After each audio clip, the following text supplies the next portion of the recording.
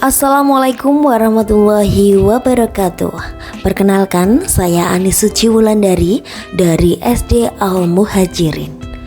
SD Al-Muhajirin adalah SD yang beralamat di Jalan Marsda Iswahyudi nomor 63, Barean Sidoarjo, Pacitan.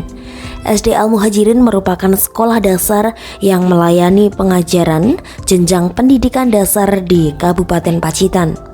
Memiliki berbagai program antara lain pembiasaan sholat duha, pelajaran sekolah, dan madin.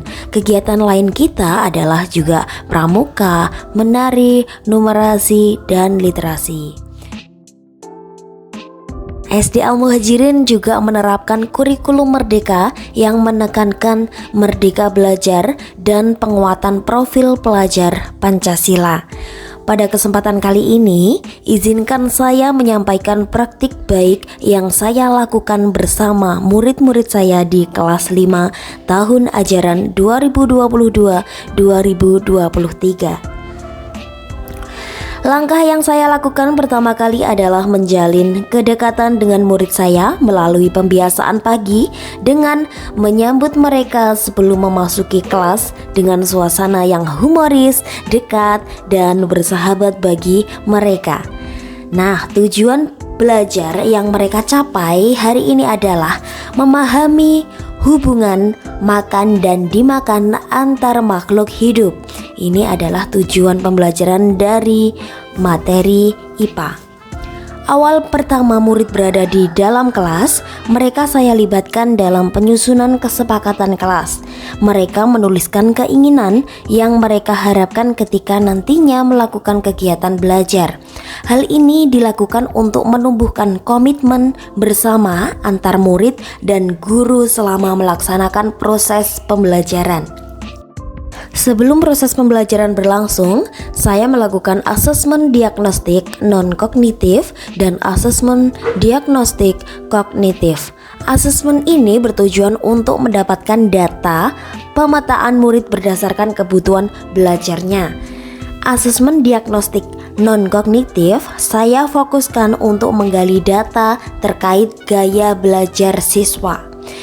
Dan hasil asesmen diagnostik non-kognitif ini didapatkan ada 2 murid gaya belajar visual, ada 2 murid bergaya belajar audiotori, dan 2 murid bergaya belajar kinestetik.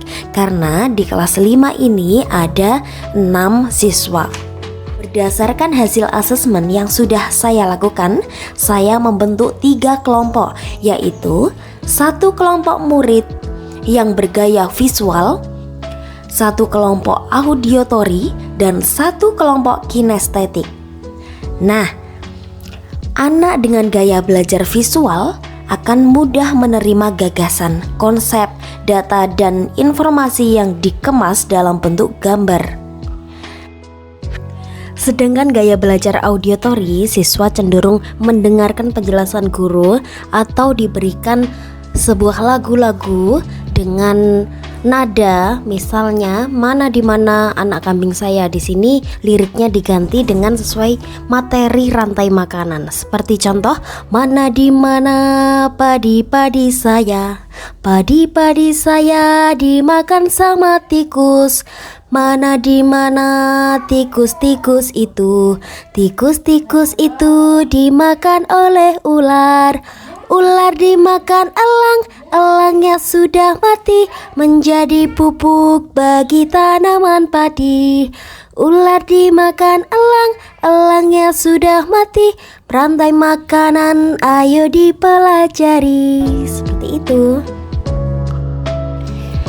Dan anak dengan gaya belajar kinestetik cenderung suka melakukan, menyentuh, merasa, bergerak, dan mengalami secara langsung. Mereka juga mampu menumbuhkan kerjasama dan menyelesaikan proyek-proyek yang nantinya akan menjadi konsep akhir pembelajaran.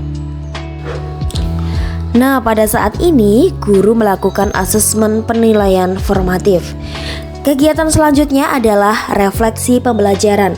Kegiatan refleksi pembelajaran ini dilakukan dengan metode tanya jawab. Murid-murid diberi kesempatan untuk menyampaikan perasaan dan pendapatnya.